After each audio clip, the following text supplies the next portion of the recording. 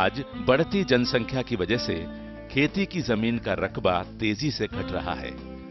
नतीजतन पैदावार भी काफी घट रही है। साल 2003-4 में भारत में 4.4 मिलियन हेक्टेयर जमीन पर गन्ने की पैदावार होती थी। बढ़ती आबादी की वजह से ये उपजाऊ जमीन अब घटकर 4 मिलियन हेक्टेयर रह गई है। लेकिन कुछ किसान ऐसे भी हैं जो कम जमीन में भी अच्छी पैदावार ले रहे हैं। नेशनल हाईवे 58 पर मेरठ जिले में एक कस्बा पड़ता है, दौराला। वहां से मवाना जाने वाली सड़क पर लावड़ से सटा एक गांव है, जमालपुर। इस गांव के रहने वाले किसान देवानंद शर्मा ने कुछ ऐसा कर दिखाया कि अब वो आसपास के किसानों के लिए एक प्रेरणा बन गए हैं। जब जब कहीं गन्ने की अच्छी फसल और उम्दा पैदावार का जिक्र छिड़ता है, तब देवानंद का नाम एक मिसाल के तौर पर सामने आता है। देवानंद शर्मा और उनके बेटे हितेश ने कड़ी मेहनत कर ऐसा रिकॉर्ड कायम किया कि इलाके में उनके चर्चे आम हो गए हैं। जब से हमारे यहाँ पर पंडित जी ने वो 18-20 फुट लंबा गन्ना काटा है, उस टाइम से अब तक तो एक तरीके से खेती में क्रांति सी आ गई है। कंपटीशन बहुत भारी हो गया है। हर किसान जो है आगे उनसे ऊपर करने की कोशिश कर रहा है, लेकिन अभी तक कोई भी रिकॉर्ड नहीं तोड़ पाया। और हमारे गांव की मिसाल तो बाहर दूसरे क्षेत्रों में, दूसरी स्टेट तक में भी दी जाती है। जो हमारे यार रिश्तेदार हैं बाहर के, वे भी हमसे फोन पर संपर्क करके पूछते हैं कि वो तुम्हारे यहाँ पंडित जी के यहाँ से इतना गन्ना कटा था या नहीं कटा। दरअसल देवानंद शर्मा ने सामान्य के मुकाबले गन्ने की फसल की 3 गुना पैदावार लेने में सफलता हासिल की है।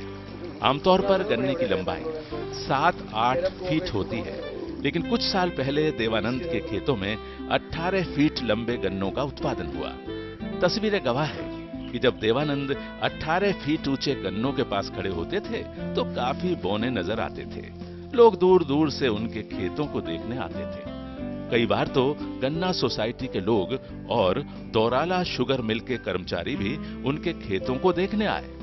इससे पहले शायद ही किसी ने इतने ऊंचे गन्ने की फसल देखी होगी। लोग देवानंद के खेतों की फोटो खींचते और उनसे इस बम्पर पैदावार के बारे में पूछते।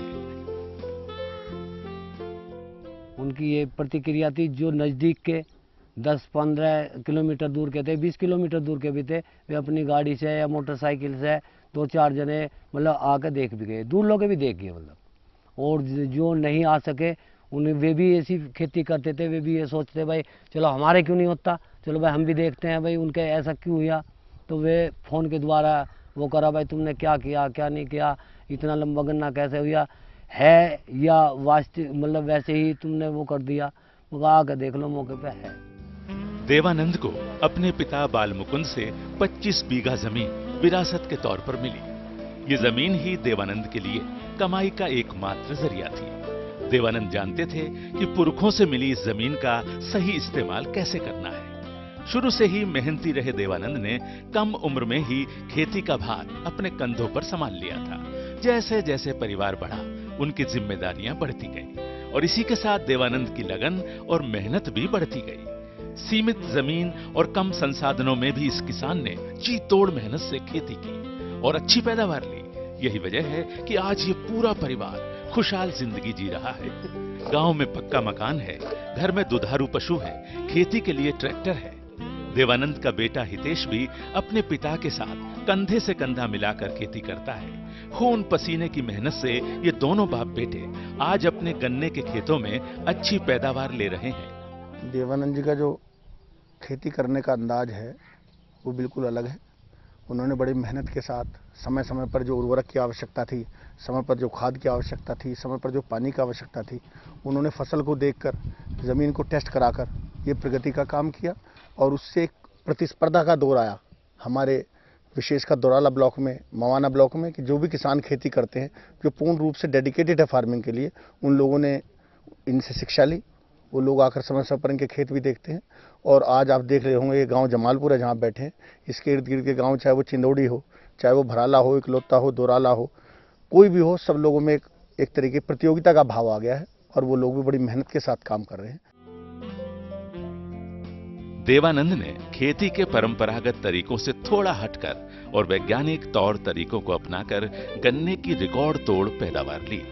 इन्होंने गन्ना बुआई के लिए सही मौसम का चुनाव किया। बुआई से पहले एक अच्छा खेत तैयार किया। विशेषज्ञों से सलाह लेकर अच्छे बीजों का इस्तेमाल किया। कीड़ा लगने से पहले ही खेतों में उनकी रोकथाम के उपाय किए। नलाई, जुताई और पानी का विशेष ध्यान रखा। फसलों में रोटेशन कर उन्होंने खेतों की उर्वरा शक्ति को बनाए रखा।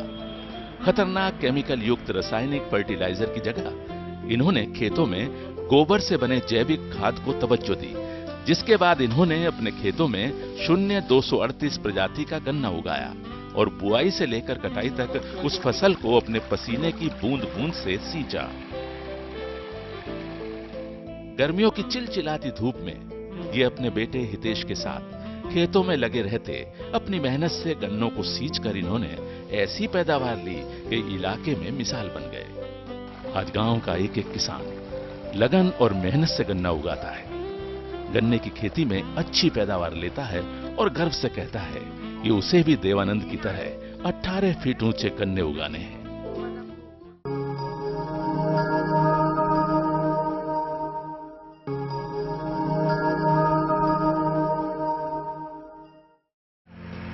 गन्ने की फसल की अच्छी पैदावार के लिए सबसे पहले मिट्टी को उपजाऊ बनाना जरूरी है। फसल बोने से पहले 3 बार हैरो और 2 बार टीलर से जुताई करने से नीचे की मिट्टी और ऊपर की मिट्टी पलटकर एक दूसरे में अच्छी तरह मिल जाती है। बुआई के लिए गन्ने के ऊपरी 1/3 हिस्से से बीज का चुनाव करना चाहिए। 3 आंख वाले टुकड़ों को बाउस्टीन से उपचारित करके बोना चाहिए। इससे फसल को ग्रासी शूट जैसी बीमारियों का खतरा नहीं रहता। खेत की मिट्टी में पर्याप्त मात्रा में सल्फर जैसे आवश्यक सूक्ष्म पोषक तत्व डाले जाने चाहिए। संतुलित मात्रा में उचित ढंग से ही उर्वरक इस्तेमाल करने चाहिए। बुआई के 1 महीने बाद पहले पानी के साथ जैविक कीटनाशक का स्प्रे और 55 दिन बाद यूरिया की टॉप ड्रेसिंग की जानी चाहिए।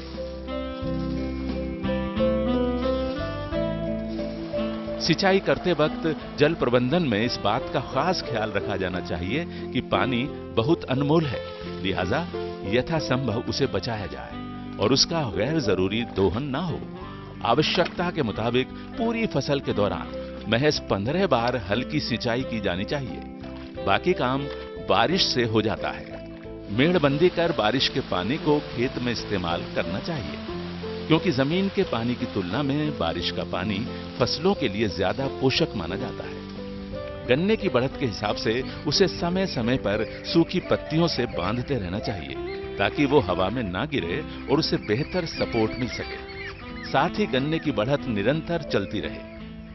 गन्ने में कई तरह की बीमारी चलती है। ब्लैक बग, कीट पतंग, सुंडी का रोग, कनस्वा रोग सबसे महत्वपूर्ण बीमारी है गन्ने की। एक टॉप बोरर बोलते हैं, जो अमूमन 10-11 फुट पर गन्ना चला जाता है, जो उसकी हाइट वहीं पे ही खत्म कर देता है।